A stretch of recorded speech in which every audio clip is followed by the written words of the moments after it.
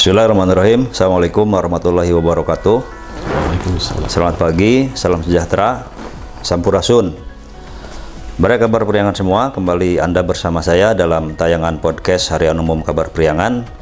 Kali ini saya menghadirkan narasumber seorang ahli di bidang politik, Kang Erlan Suwarlan.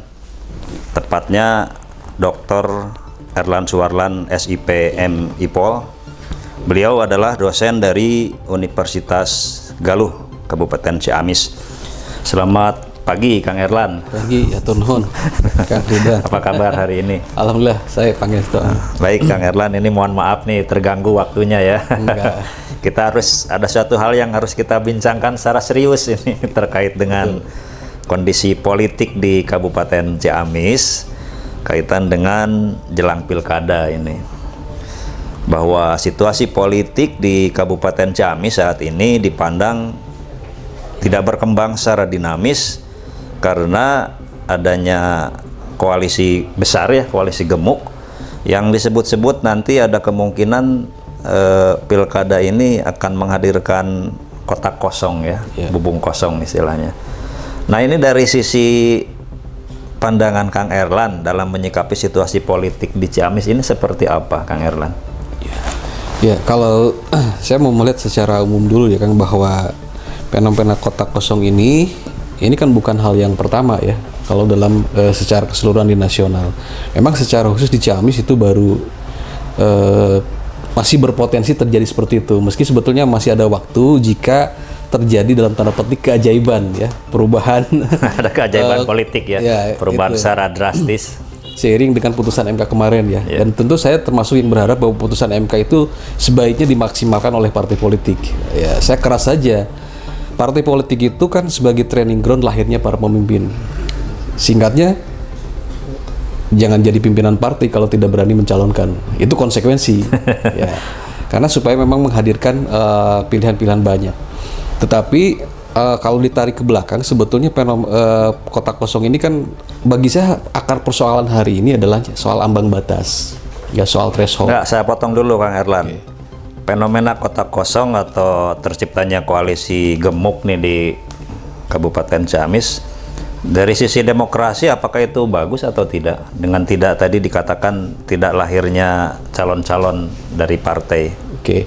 Kalau bicara demokrasi, misalnya kita bicara indeks demokrasi ya. Demokrasi itu banyak ukurannya, banyak parameternya atau banyak kategorinya juga. Mungkin bisa dilihat dari berbagai sisi. Karena sekarang regulasi membolehkan itu secara prosedur oke, gitu. Tetapi untuk menumbuhkan catatannya, untuk menumbuhkan demokrasi ketika lebih banyak pilihan, maka itu jauh lebih bagus tentunya. Lebih sehat demokrasinya. Lebih sehat.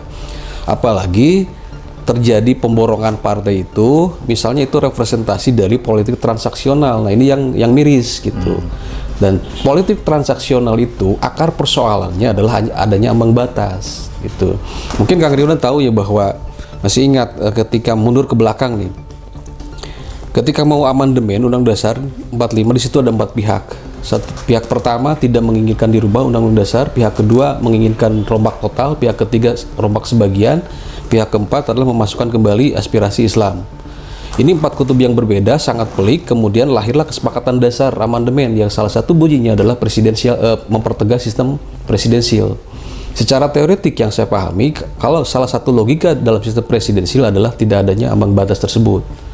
Jadi ambang batas di kita kan sekarang sama antara pilpres maupun pilkada itu 20% kursi atau 25% suara kan begitu. Nah ini yang kemudian akan membentuk kalau di istilah kita partai politik dan gabungan partai politik.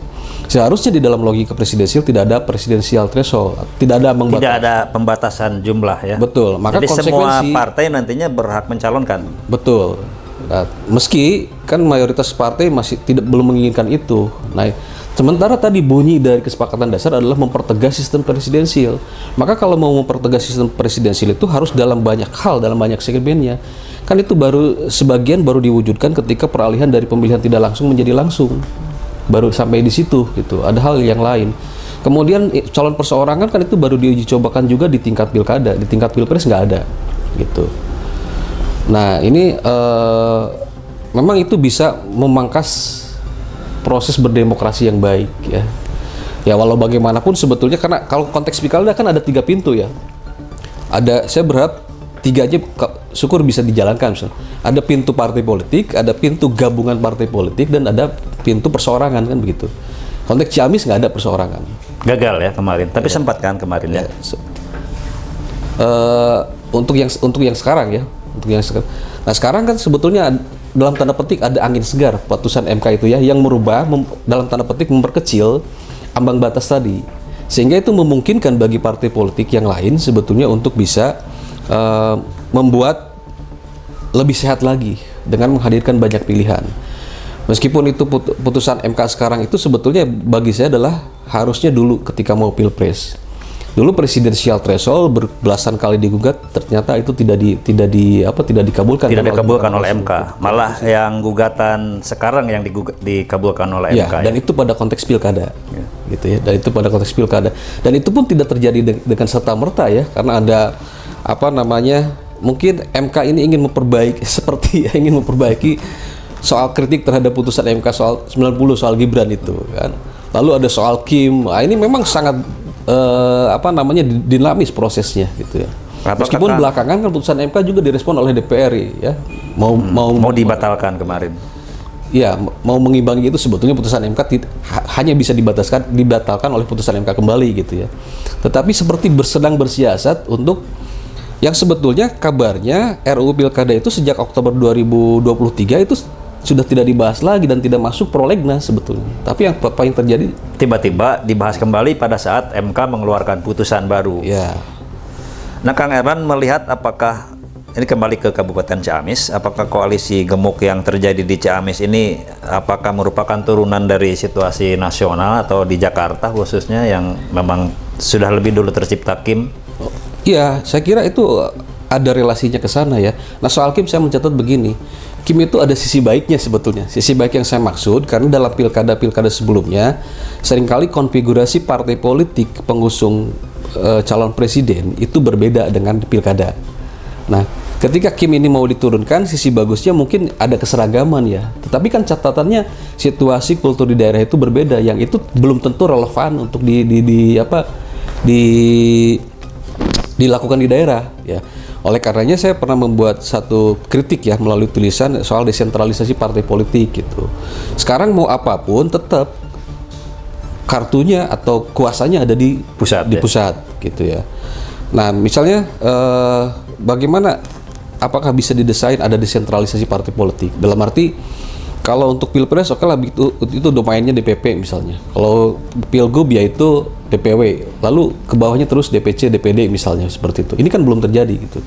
Dan itu juga ternyata kuasa yang ada di DPP itu juga bisa menimbulkan transaksional juga gitu ya. Misalnya orang kader partai politik kalah bukan kader.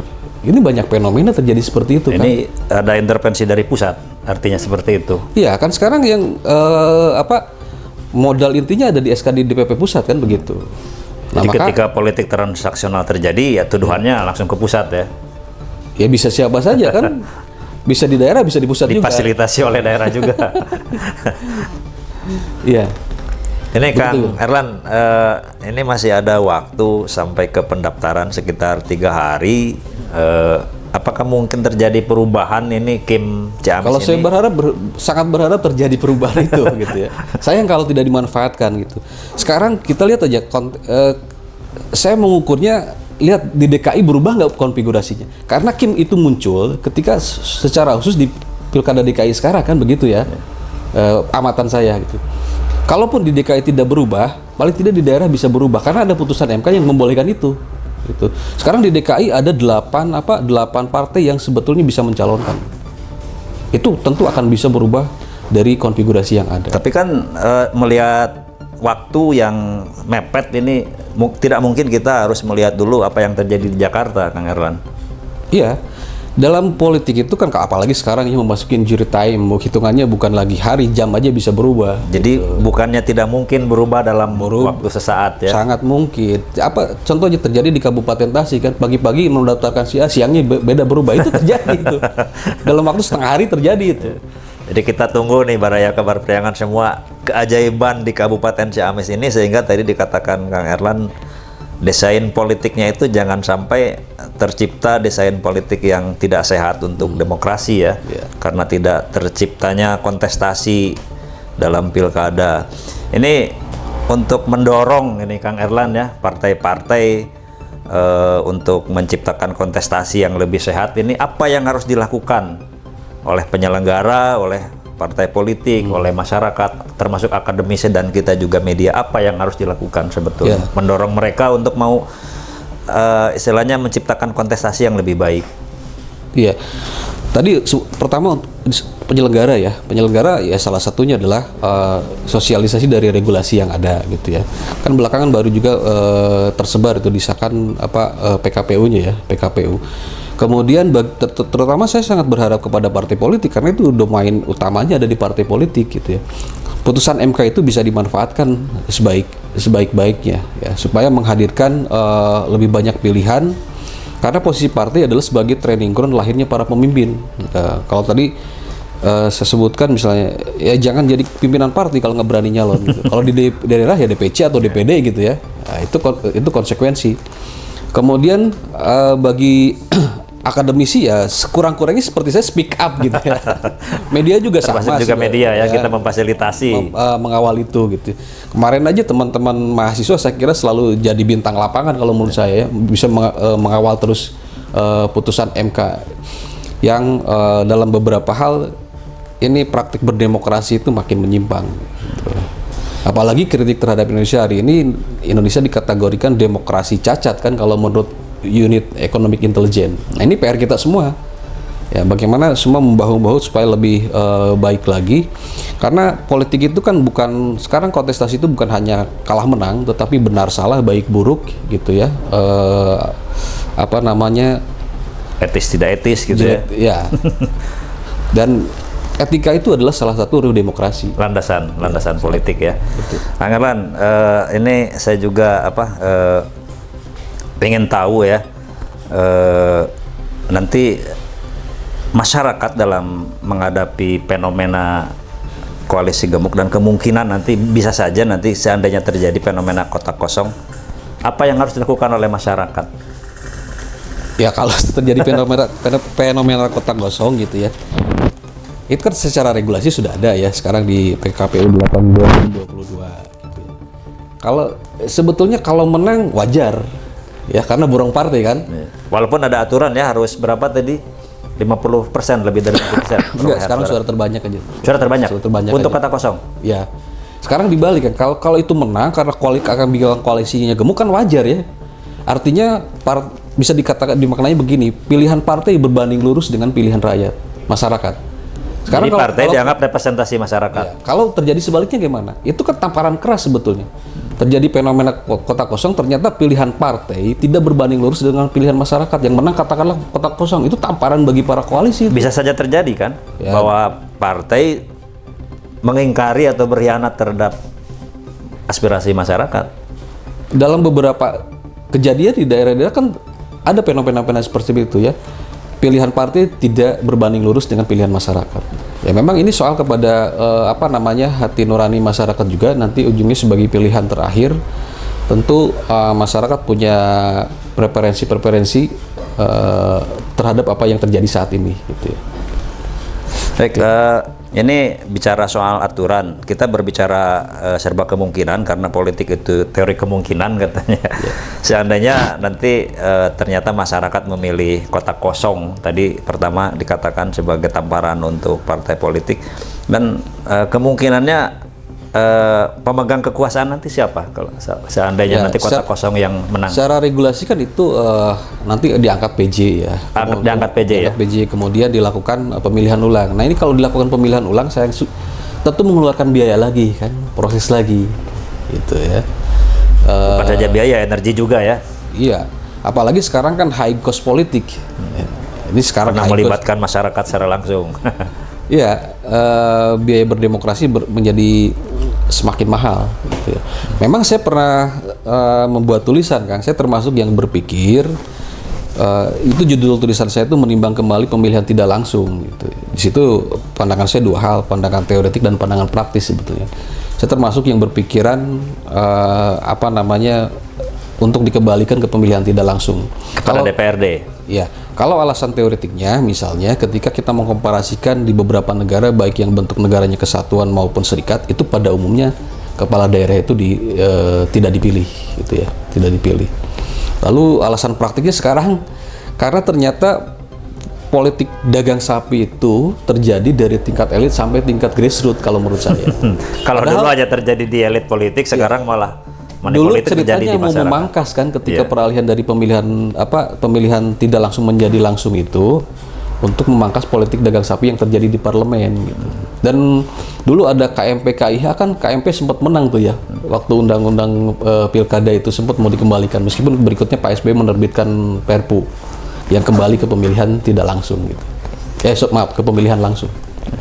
Baik, para kabar periangan semua, kita garis bawahi tadi pernyataan dari Kang Erlan bahwa ada harapan dari stakeholder termasuk dari akademisi, media juga adanya keajaiban di Kabupaten Ciamis ya. Jangan sampai desain politik yang dimunculkan itu menunjukkan demokrasi yang tidak sehat karena tidak terciptanya kontestasi dalam pilkada. Melawan bubung kosong itu adalah bukan sebuah pilihan yang baik. Walaupun mungkin bagi partai-partai tertentu yang berada di koalisi itu merupakan zona nyaman. Walaupun tadi dikatakan Kang Erlan, jangan-jangan di situ ada sikap pragmatis dari partai ya. Jadi demikian ya, Baraya Kabar Priangan semua, nanti ini sebagai wawasan kepada masyarakat, sebagai bekal dalam menghadapi jelang pilkada, dan mudah-mudahan juga para pemimpin partai untuk berpikir ulang, memanfaatkan secara maksimal putusan MK yang baru dengan mau tadi dikatakan mencalonkan diri, jadi menciptakan kontestasi baru di Pilkada Ciamis. Demikian dari saya, wabillahi taufiq wal hidayah. Assalamualaikum warahmatullahi wabarakatuh.